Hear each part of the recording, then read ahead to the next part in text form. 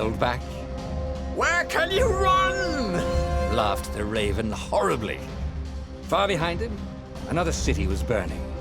The dark cloud above its island was thousands of Imperial ships. The fleet was doing a thorough job. Take us to the rebel base! I will spare your life! It cawed. The entire jury-rigged rebel fleet was only a few islands to the east. Beyond that were only the pillars of heaven. A sea of endless blood-colored tornadoes. The rebellion was out of time. Unless Renato could bring a game-changer. Maybe he could. Renato had found out where he could find the pieces of the Sky Ripper, the legendary weapon that had exiled the lost gods. Surely a legendary weapon could win the final battle.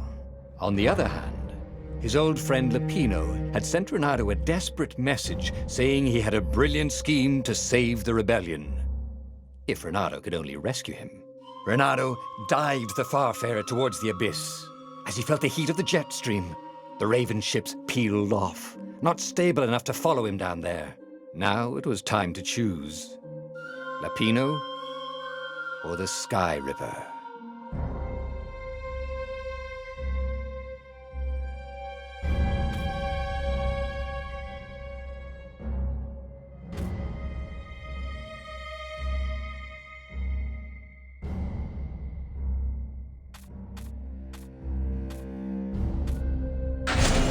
Every child knew about the Sky Ripper. The Transcendent Emperor had buried its pieces. What could have brought them to light? This Emperor, Isengrim III, had once been kind, but he'd gone mad. And now he was conducting secret, obscene rituals to bring back the lost gods. Had he, somehow, summoned the long-lost components of the legendary weapon out of the deep places of the earth? It was more than Renato could fathom. But if he could find a legendary weapon, he would use it.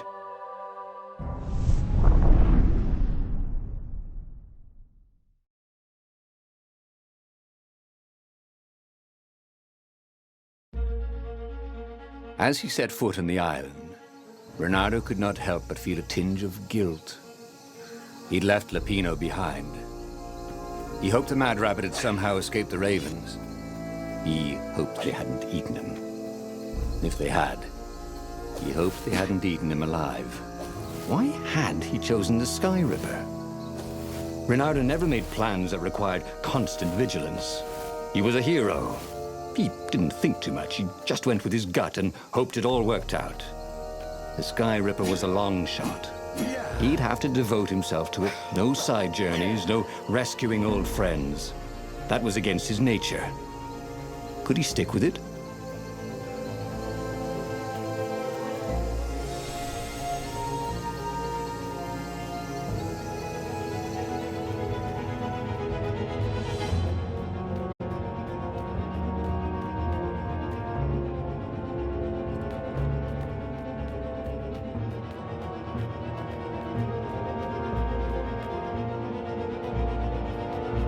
If I craft a sword now, it's going to be really short.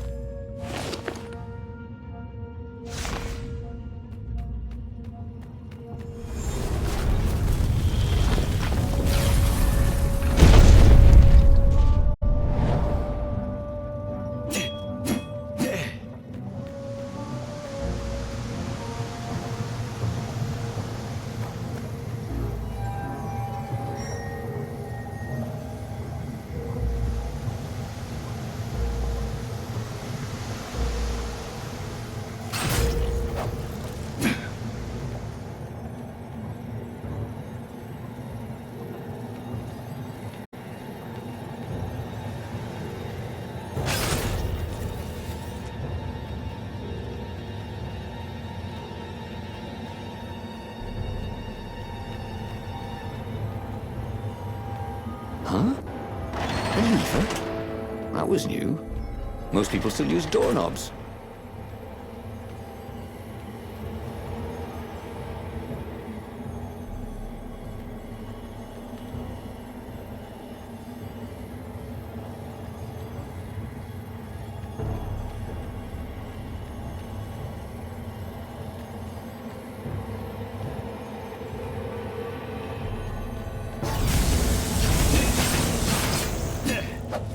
These things could really use a hand. The people who had built this castle, did they even know what monstrous weapon lay hidden within their walls?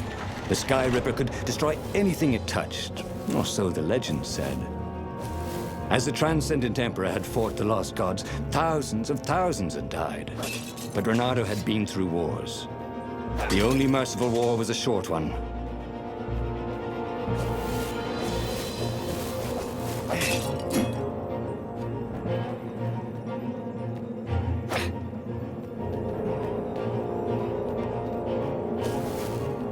Renato's blood was up. He just needed to smash something.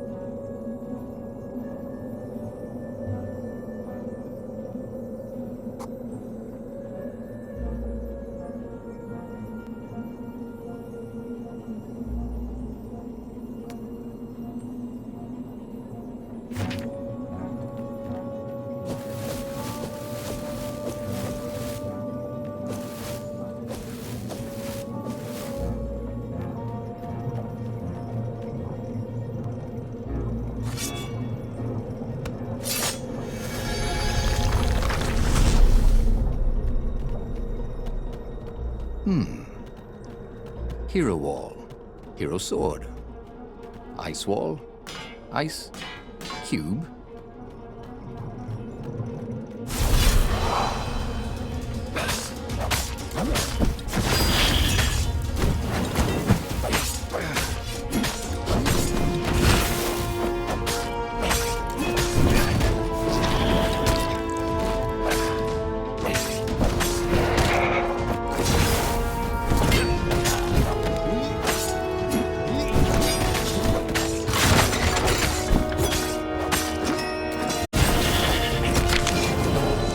Once again, Renato was dead right.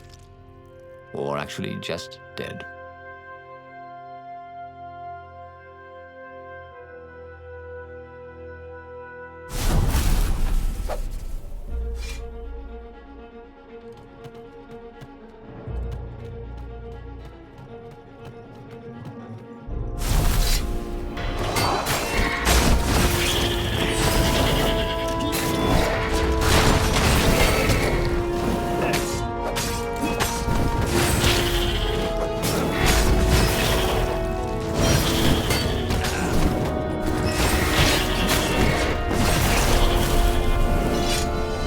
Felt a little better.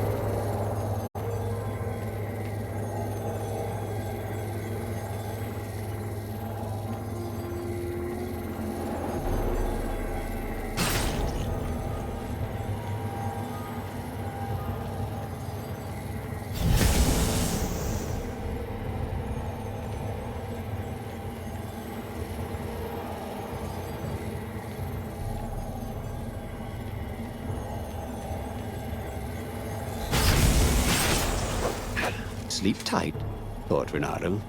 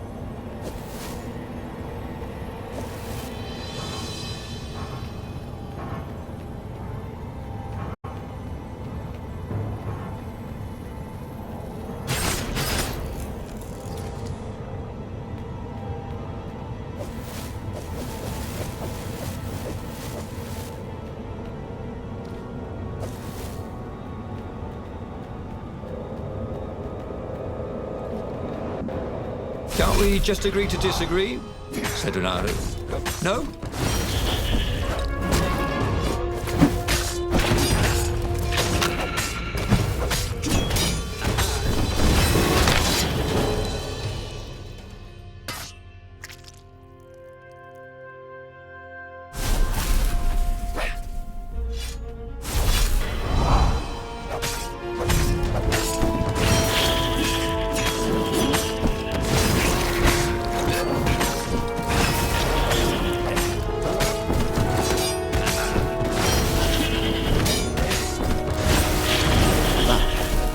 Beautifully.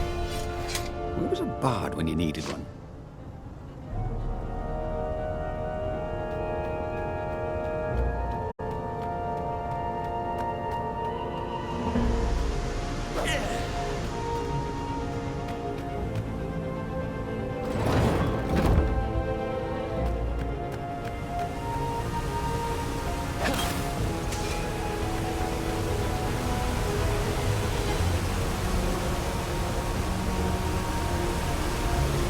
Who needed bridges anyway?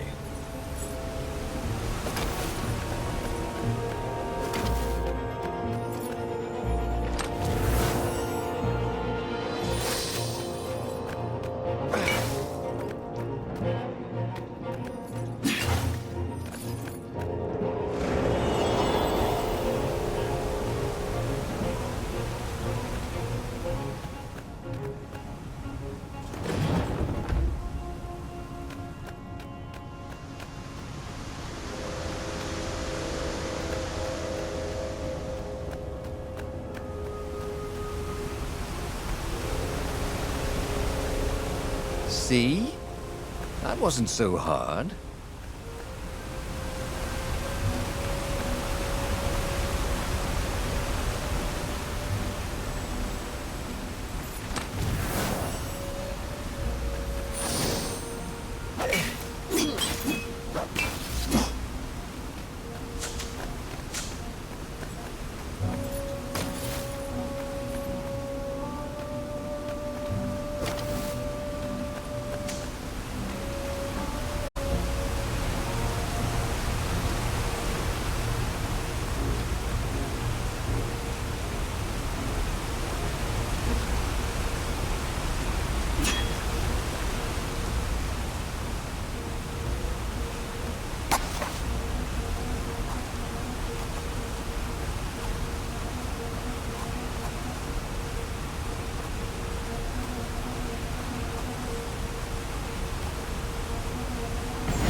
Was starting to come back to him. Something you never completely forgot, like how to freeze time when attacking. The more he fought, the more he'd probably remember.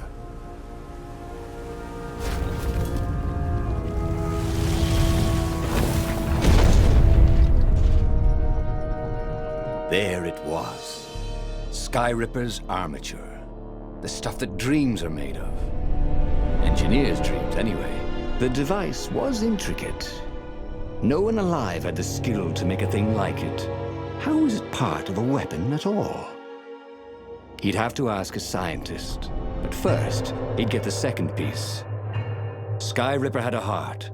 A core that had come to rest on the next island. Well, there was another island he could reach.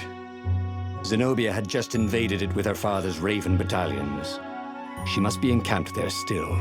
But fighting Zenobia now, that made no sense at all. He'd already sacrificed one friend to get this armature, was it? He didn't need to hurry to face her. She would find him.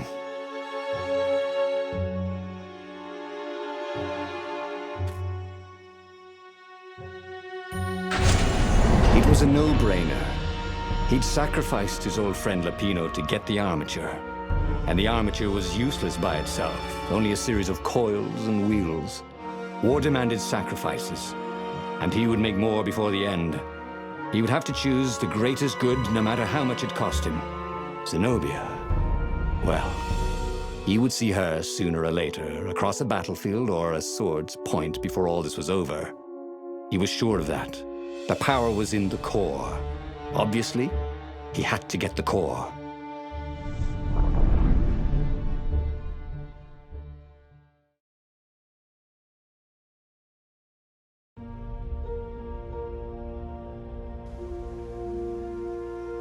He looked up at the old trees around him. They were so big and so old. They'd been there before he was born, and they'd be there after he'd passed into legend. Was he confronting his own unimportance? What had got into him? He was no philosopher. Anyway, who cares? He was plenty important. He was a hero, and soon he'd prove it.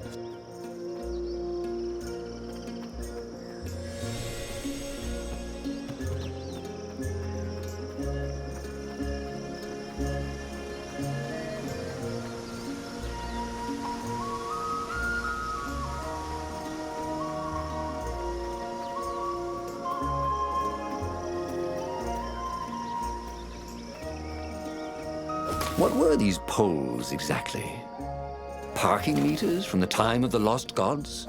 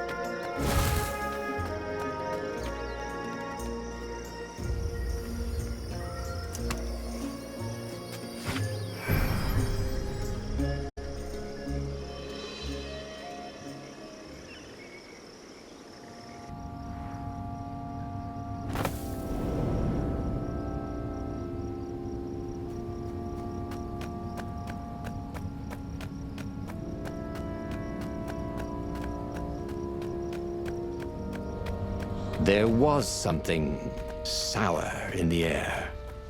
Like the earth had ruptured over something that had been fermenting for a very long time.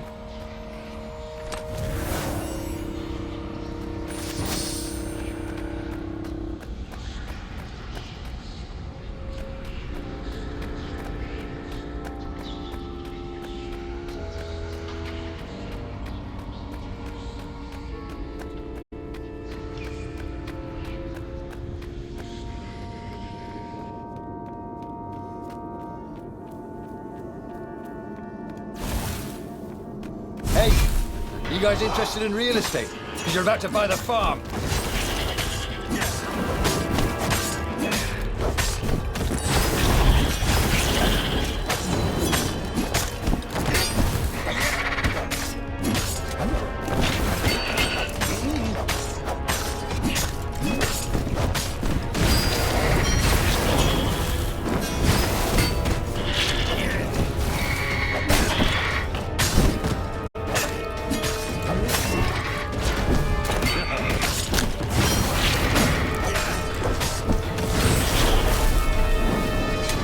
Had learned so much about. There were fewer and fewer trees.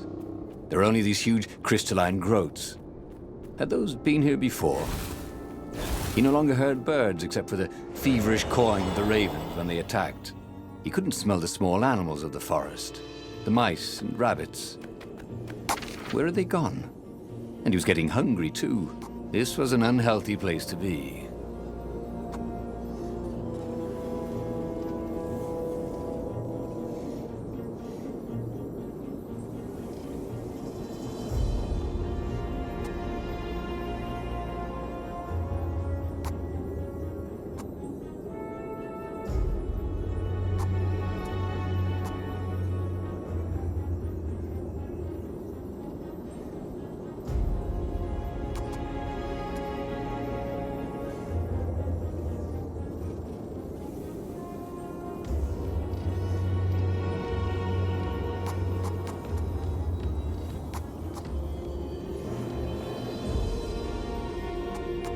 He missed his old skills.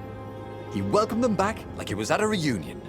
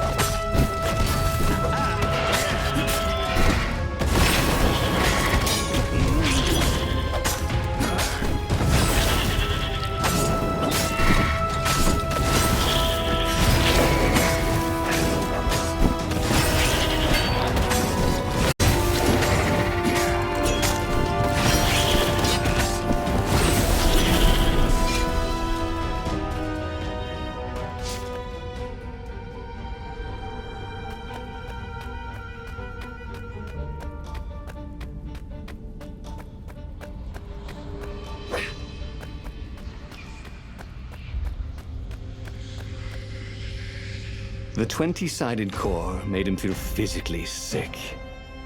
Once he had sneaked into a temple of the dark arts, and he hadn't liked what he smelt and saw there. This felt like that.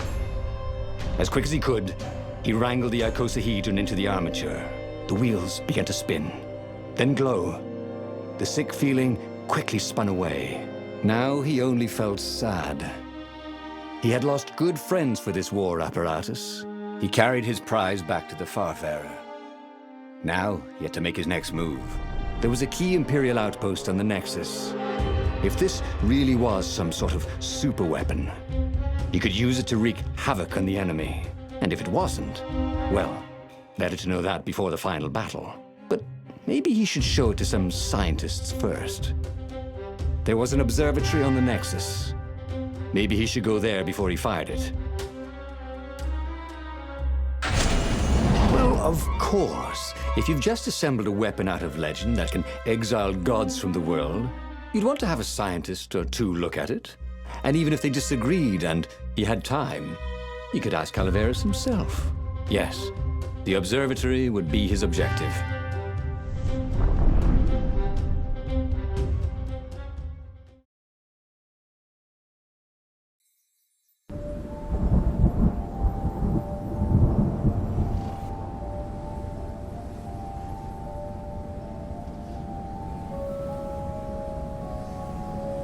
Why had the parts of the Sky Ripper only surfaced now, thousands of years after the Transcendent Emperor had dismantled it? The mad Emperor Isengrim had performed terrible, bloodthirsty rituals to invoke the lost gods. Was that why these ancient artifacts were rising out of the ground? How perfect, then, that the Sky Ripper would reappear to be his destruction.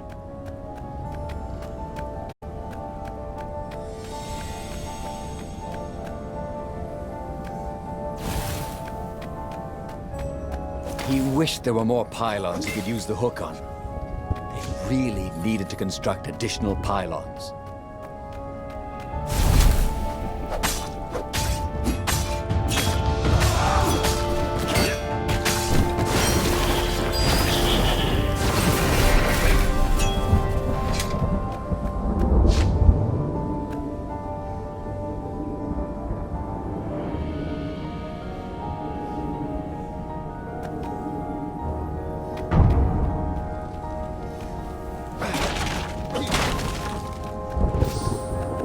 felt a little bad stealing crafting materials from chests. He preferred to rob them from people at sword point.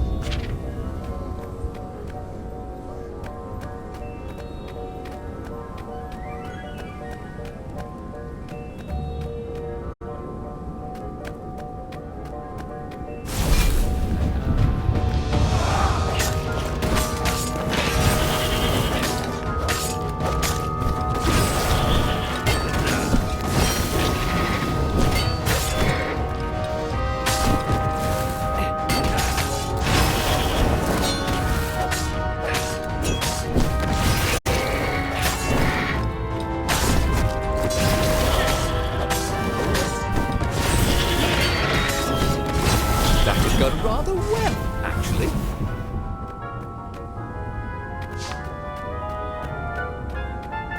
A legendary weapon was exactly what the rebellion needed. They were outnumbered. The once kind emperor had become a tyrant.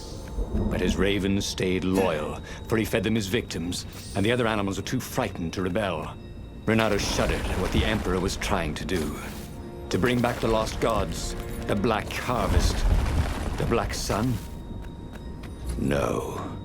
He would stop that toad, no matter what the risk.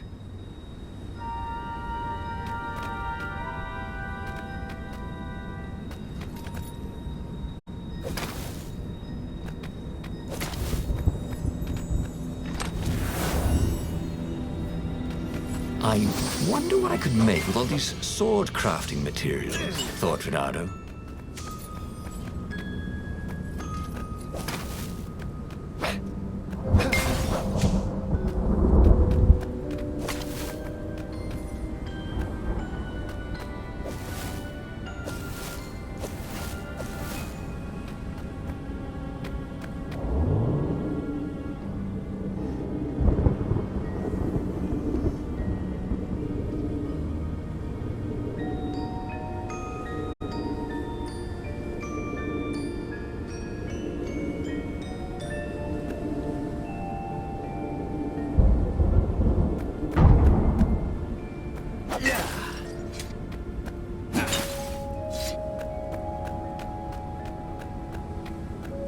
Renato had found his game changer.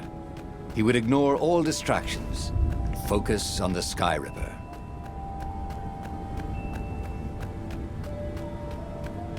A crafting bench.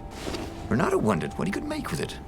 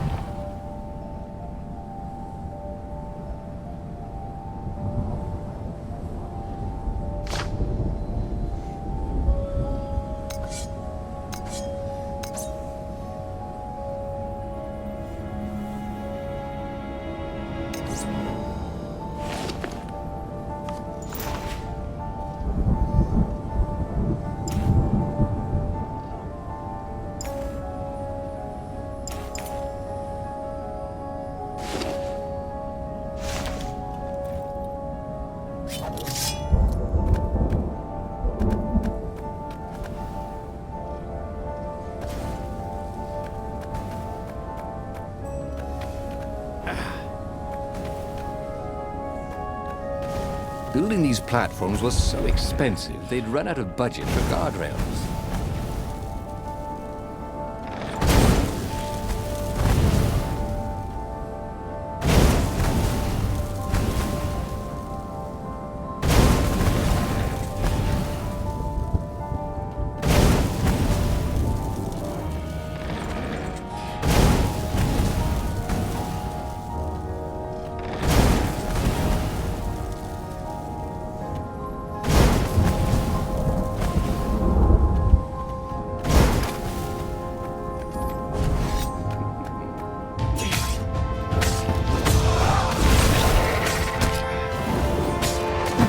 over here.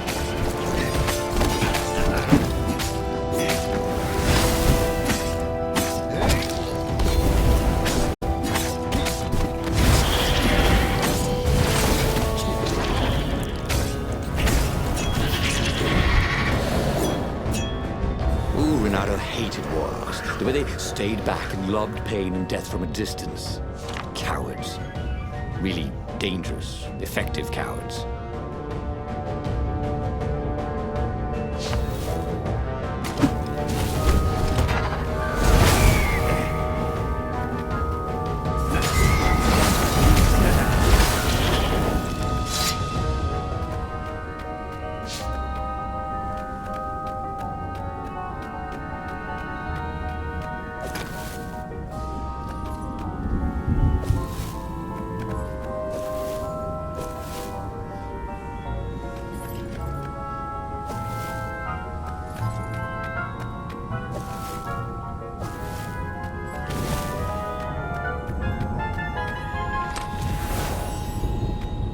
It was definitely easier to fight inanimate objects.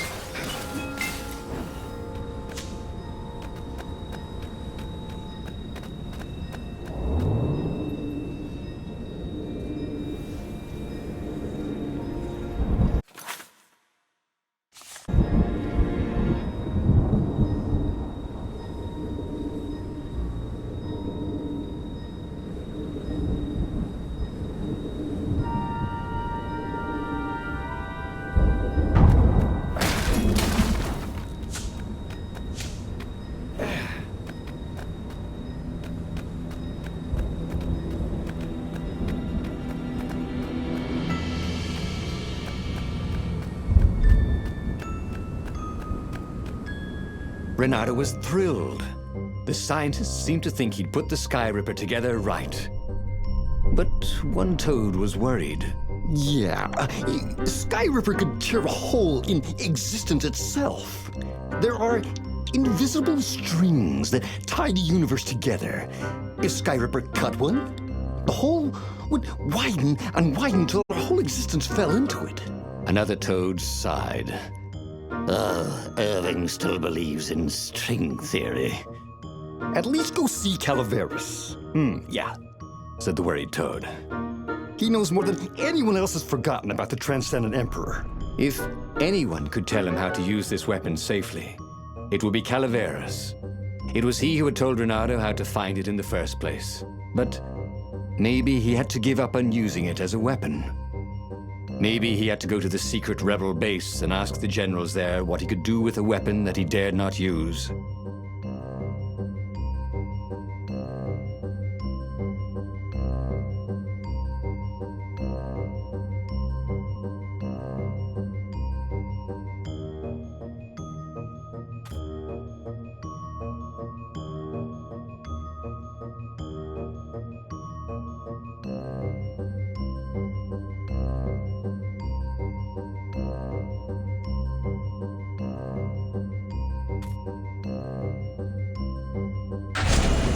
Renato was about to leave when he was stopped by one of the scientist toads. There is something else you should know. There are rumors the Ravens are searching for an ancient artifact on a nearby desert island. There are legends of something called the Iblis Stone, a gem of great and evil power. Where is this island? Asked Renato. Yeah, sort of that way? Said the toad, pointing vaguely west. The fleet was already there. There was nothing Renato could do about it. For the moment. Well, he should have known he'd have to consult Calaveras again. The scientists at the observatory were smart enough. But what did they know of the Transcendent Emperor? He hoped it wouldn't delay him too long. The rebels had scheduled the final battle soon. Every day they delayed risked the exposure of the secret base. And some soldiers were already drifting back to their homes and families. Calaveras would fix the Sky Ripper for him, and then he would win the final battle.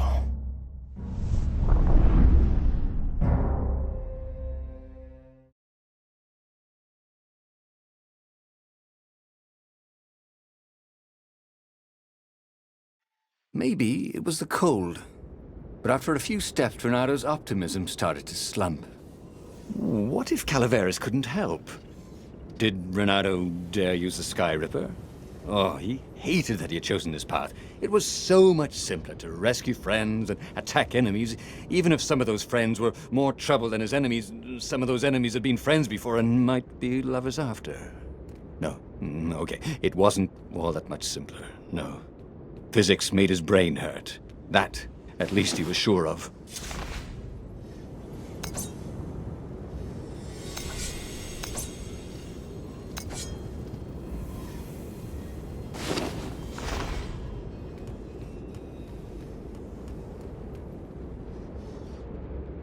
Sharp? Check. Pointy? Check. Flexible? Check. What else do you need in a sword?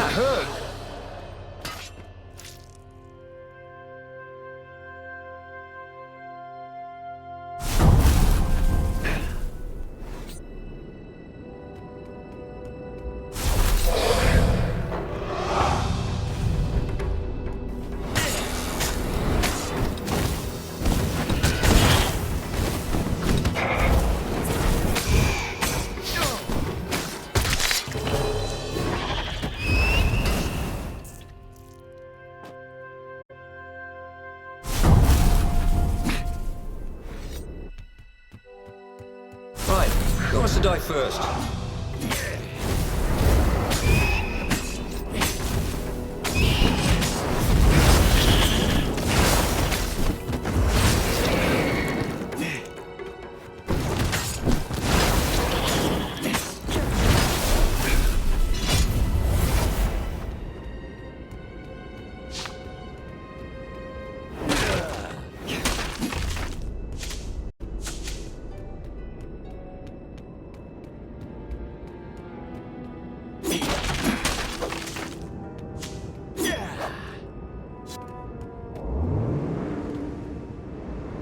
Imagine getting a horse up in one of these things. He would be cursing a blue streak.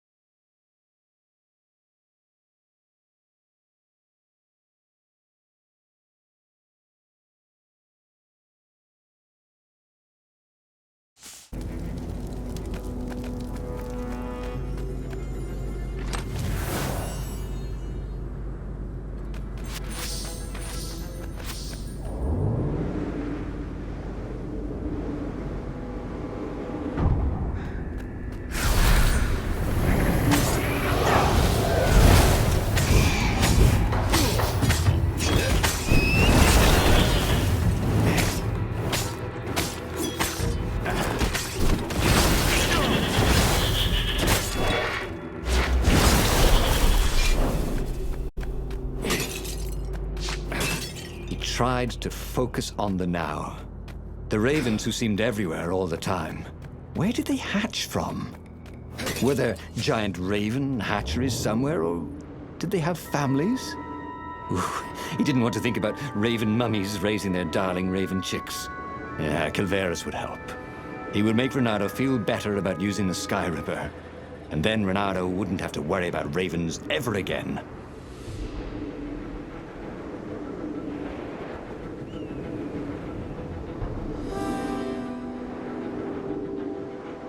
Renato's paws were getting numb. Calaveras really didn't want company, did he?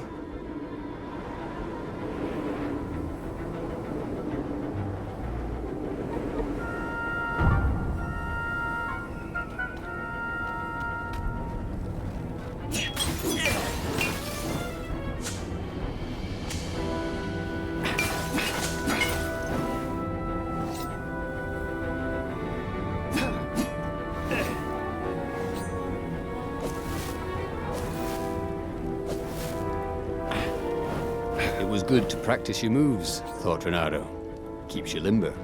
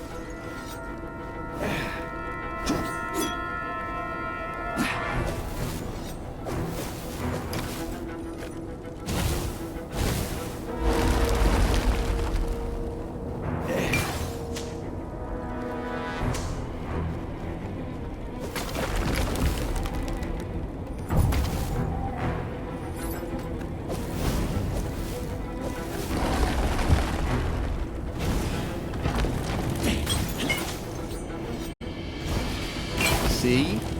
With enough leverage, you could go anywhere.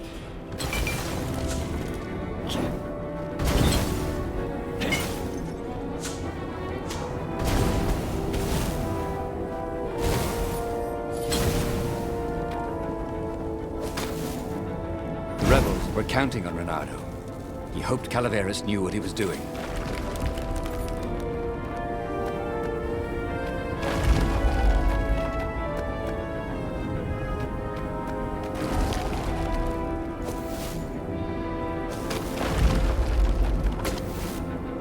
Whee!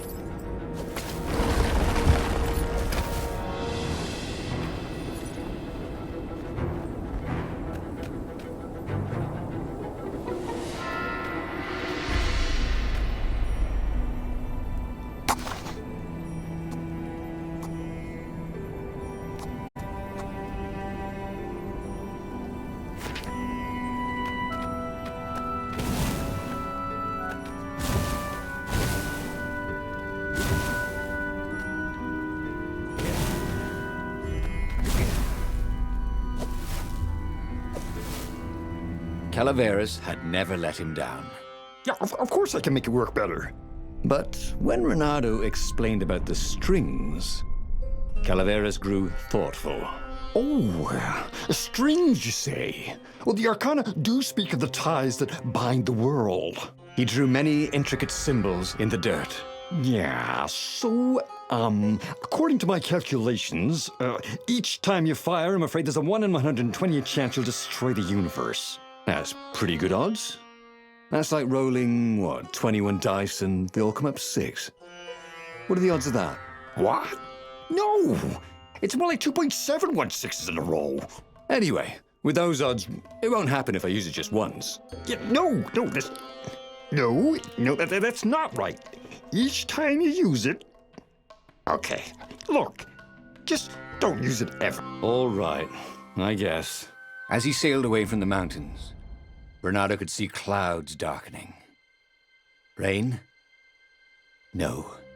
Ships. Imperial ships, swarming thick as bees. This was it. The big battle. They could not afford to lose this one. What if it did not go well? What if he had to use the Sky Ripper? Could he gamble the universe? On the other hand, what were the odds of rolling 21 sixes in a row?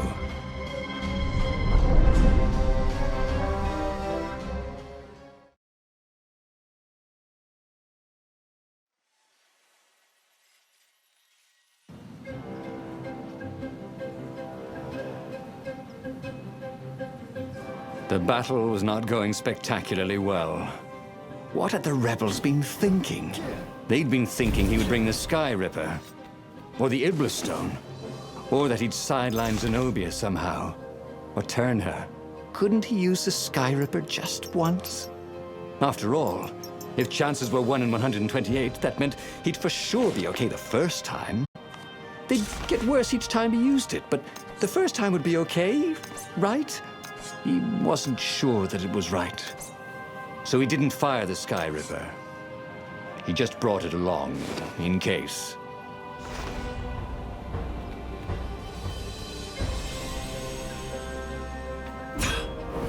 His mother had never let him wave his sword around at home. He guessed he was still compensating for that.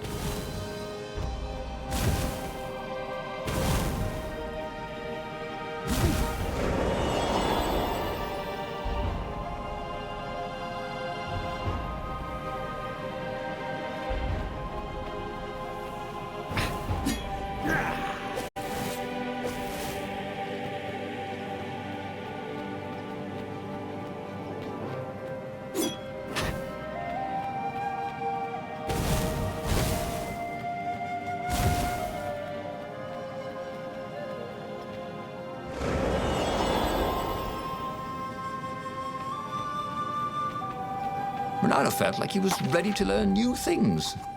Thank goodness he didn't have to go to school for that.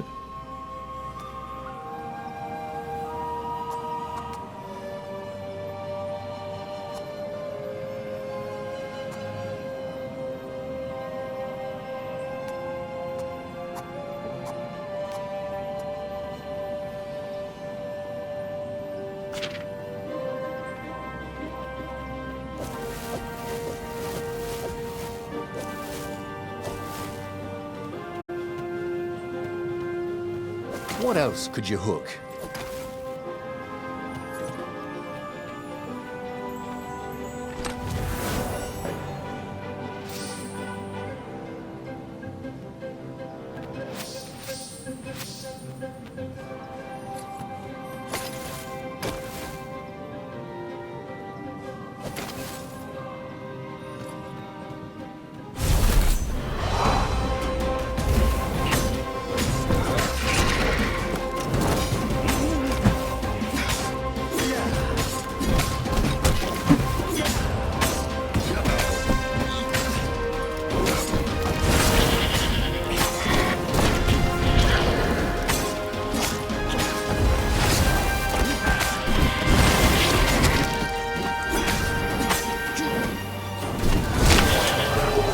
What's for dinner, he thought. I hope it's not broccoli.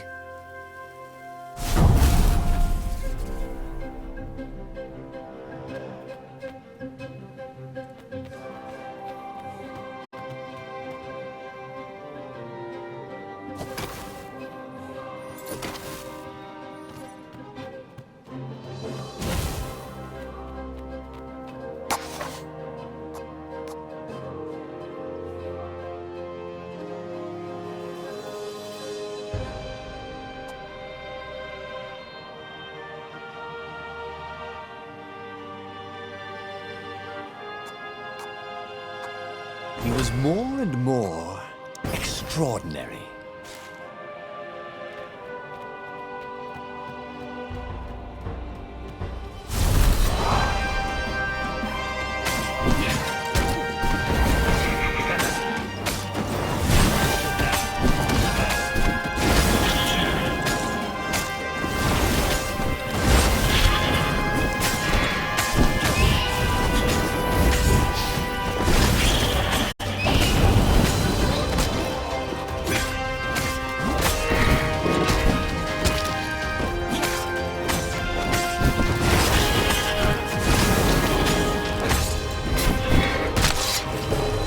The goat. Take the goat across first, Renato thought. But it was too late.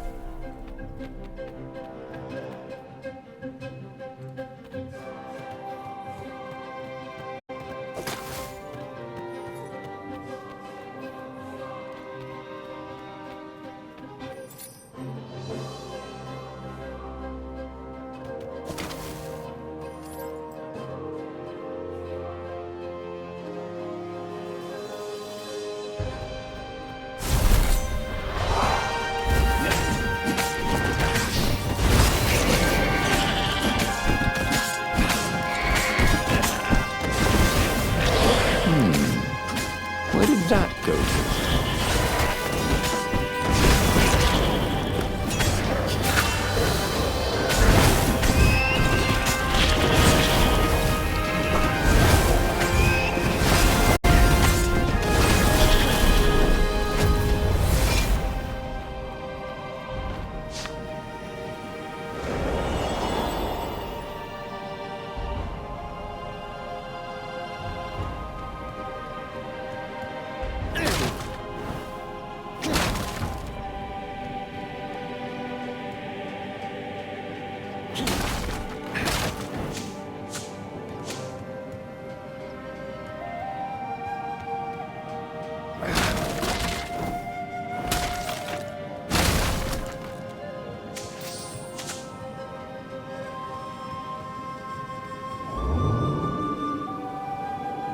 Oh, they really ought to put a railing on this thing, he thought.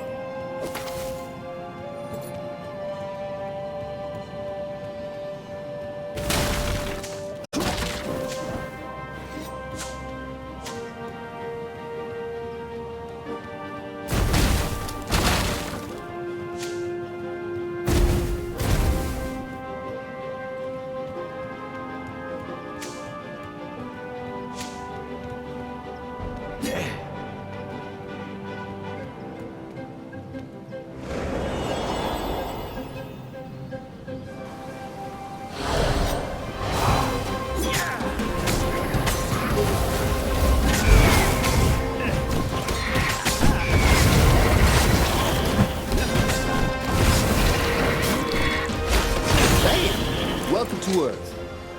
Renato told the corpses. It was something he'd seen in a play once.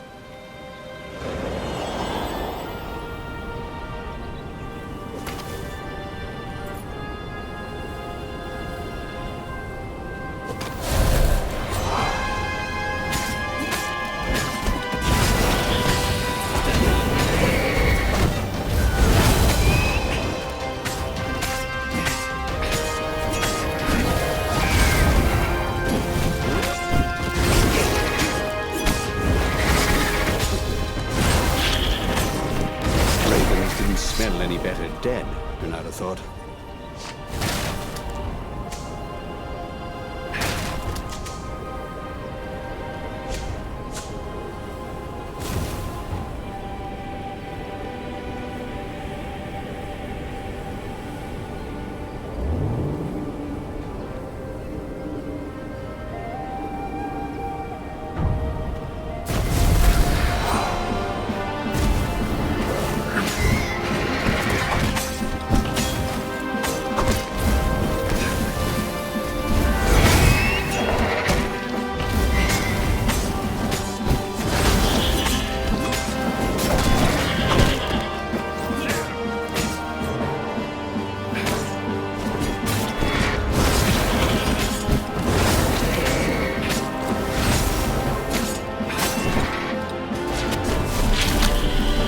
Already, Renato knew more than he ever had.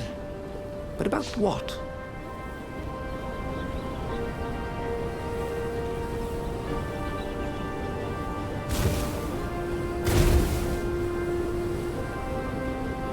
Someone had told him the odds didn't change just because he'd had a streak of good luck.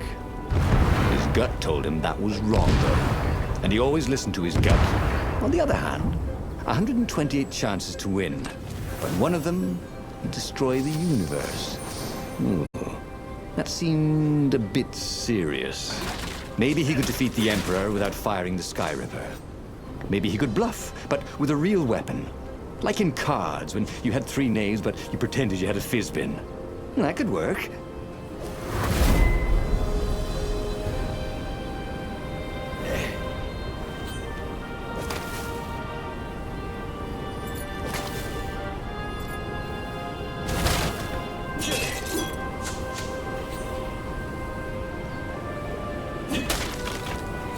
Of all the artisans he was creating employment for, Truly, he was a job creator.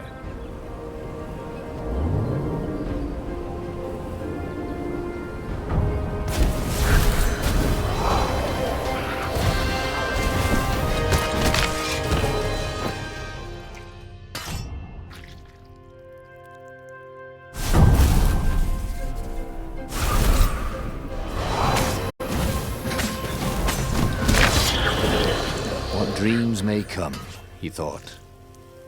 And then, he found out.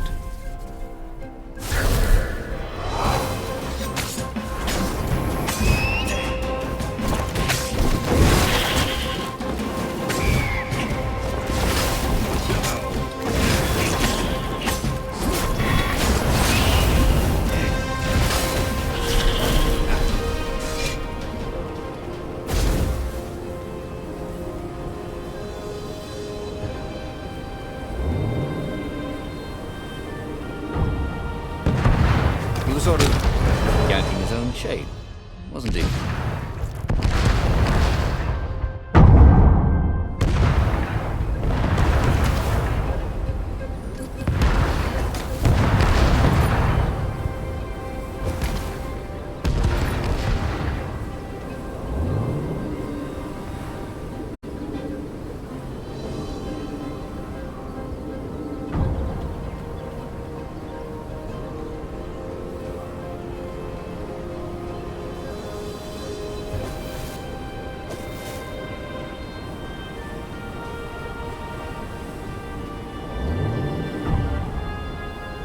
There was a sign.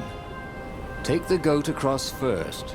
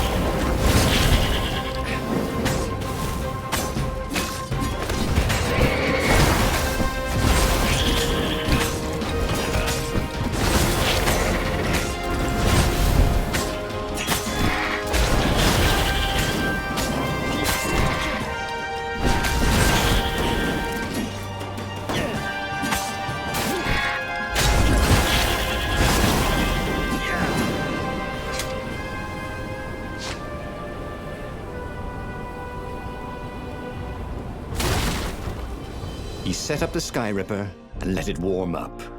He would bluff if he had to. Zenobia came out, flanked by a very daunting platoon of ravens.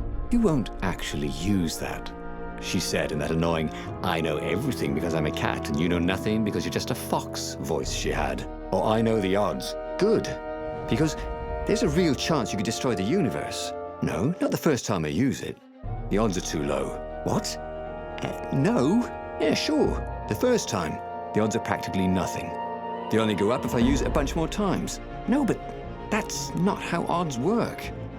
Didn't you pay attention in class? Now surrender, or I'll use it. Just once, he said. Don't. He felt sure the odds were with him. He had to go with his gut. That's what heroes do. "Fire," he said. "Please?" The Sky Ripper fired. With a tremendous whoosh, the Emperor's flagship went up in flames. It was awesome. Then he noticed there was a hole in the air. A blackness, like a tear in a parchment. Wind was blowing into it, widening it. It grew larger and even larger. Crates fell upwards into it, and the world itself seemed bent, like the reflection on a curved mirror, as it poured into the ravenous hole. 1 in 128. What are the odds? Thought Reynardo, and then everything fell into the hole and was gone. Okay, that was weird. He could have sworn he'd just died. Instead, he was on the Farfarer, sailing away from Ubar. And it was still burning. He'd fled burning Ubar years ago, hadn't he? And now he was back there. Had all those years fighting the Empire been nothing but a vision into the future? A useful vision if it was true. He'd learned something. The core was powerful, but dangerous if used improperly.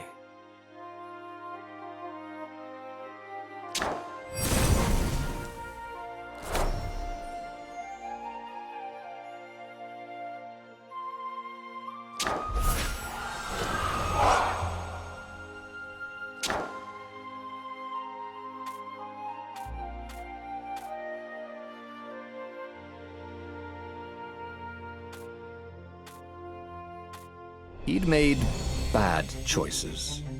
But now, when the real battle came, he wouldn't make those choices. He wouldn't make the same mistake twice. The book's pages began to flip backwards, towards the beginning. And he realized that his adventure was just beginning.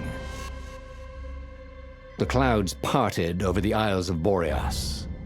It was time to choose. The rebellion was in trouble. Ravens were scouting for the secret rebel base. They needed a game-changer. Pieces of the Sky Ripper had surfaced. Reynardo knew that using it could go catastrophically wrong. But he was sure he could figure out how to use it safely. Also, a temple had risen out of empty desert. The Emperor had brought the Sky Ripper pieces up out of ancient burial by his obscene rituals. Could this be where the Iblis stone was hidden? Someone better get it before he does, thought Reynardo. On the other hand, his old friend Lapino needed rescuing. Lapino was no game changer, but could Reynardo really leave an old friend to the Ravens?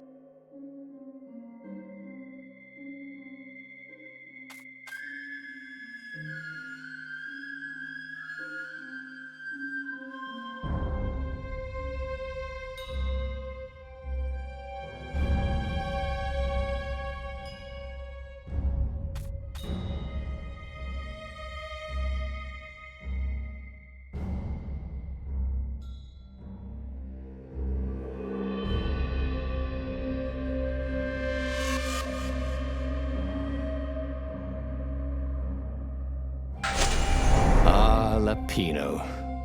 Apparently, the Mad Rabbit had sold a Pegasus that he did not exactly own. Lapino always wiggled out of trouble, given time. But he was out of time. The Ravens had figured out that Lapino was a rebel spy. If the fleet reached him first, they'd string him up for that. Never mind the winged horse.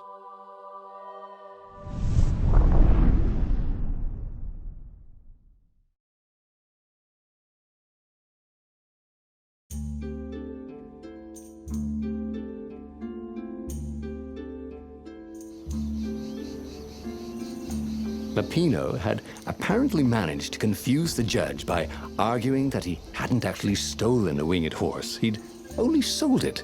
But wait, where was the prison? The village was empty. Had everybody fled the ravens?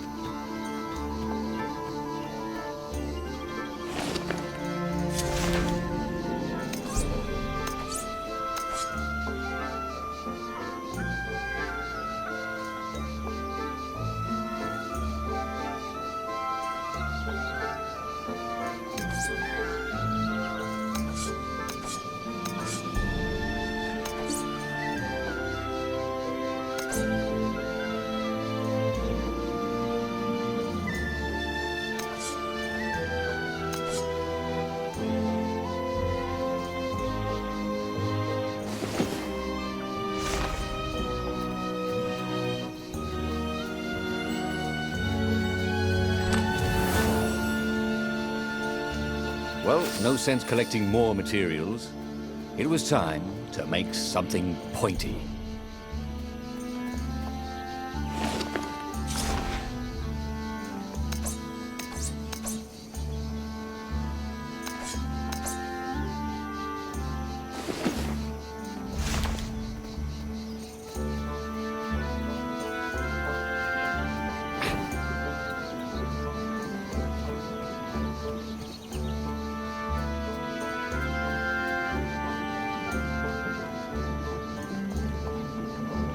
Oh, this really didn't have much in the way of safety features, did it?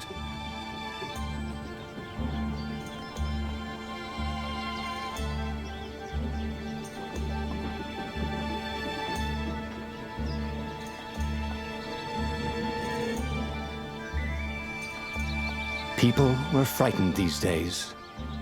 Just 2 weeks past, Reynardo had sneaked through an empty town and listened to the ravens caw about the Emperor's new taste in ritual sacrifice.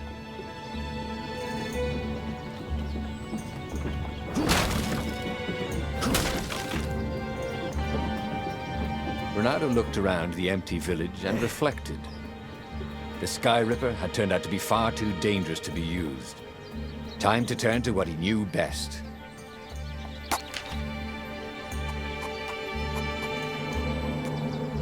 Every day he was getting better and better.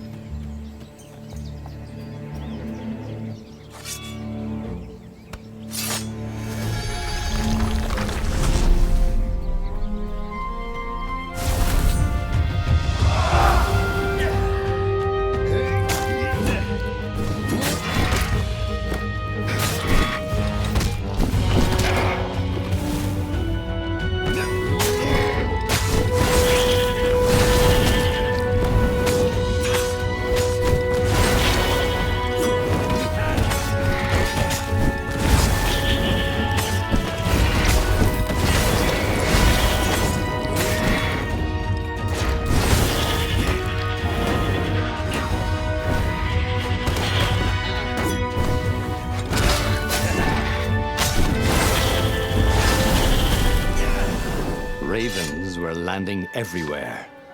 The advance guard. He'd better get moving. If they got to Lapino first, they'd eat him for breakfast. Or a snack. Ravens weren't picky. If they got hungry, they sometimes forgot to interrogate their prisoners. Even top spies like Lapino. Where had the mad rabbit got to?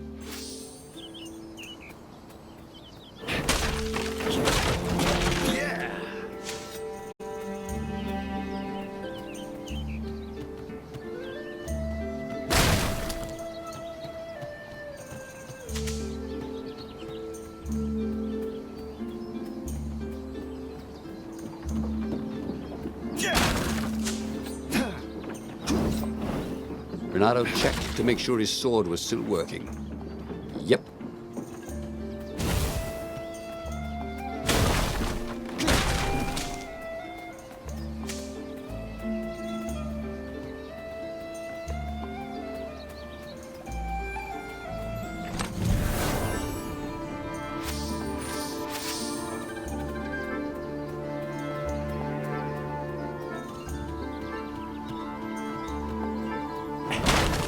Well, they really needed to redecorate anyway.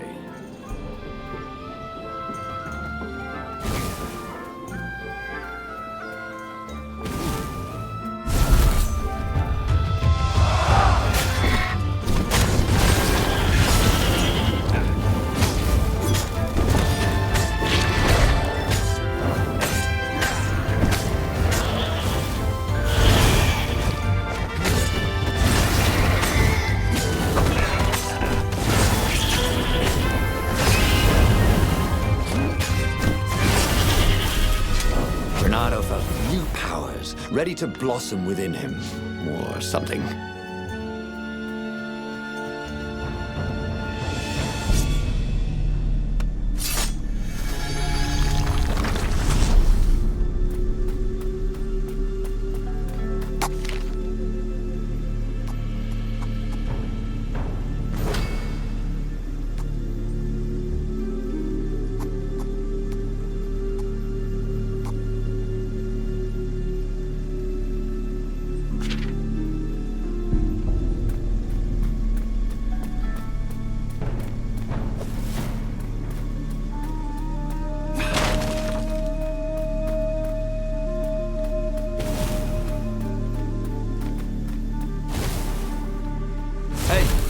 Who do I have to kill to get a drink around here?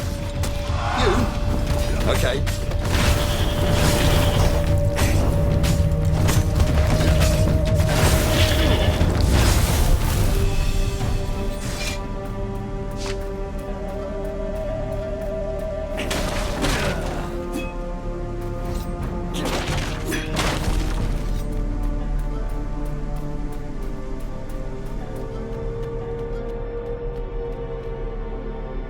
Dirty and bloody, Bernardo finally reached Lapino.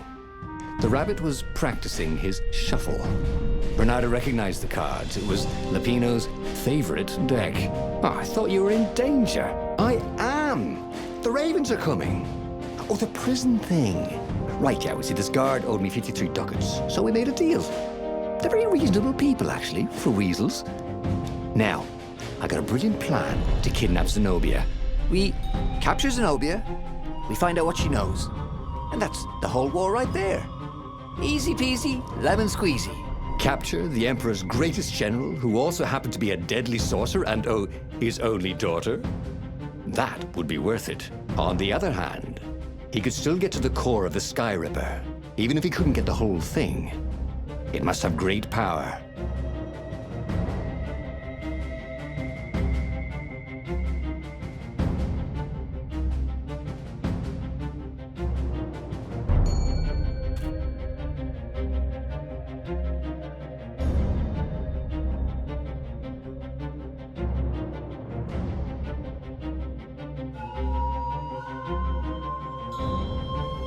To make the Sky Ripper, the transcendent Emperor had wrapped an armature around the eye of a god. Bernardo had already let that armature slip away to save Lapino's life. But even its core, the eye torn from a god, surely they could fashion a great weapon from that. The core of the Sky Ripper? Lapino's excited. That's an actual thing that we could just go and get. You've been busy. He sure had. Bernardo told him all the things he'd been up to. Soon they got to talking about old times, about wages they'd won and lost, and scrapes they'd barely got out of.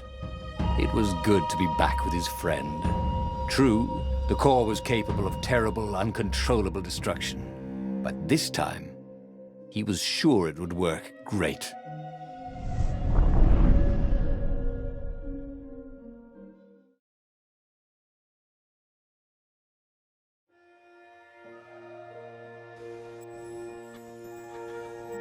It's beautiful here, thought Bernardo. He was thrilled to be back with his old war buddy. He'd missed the mad rabbit, but something was not quite right.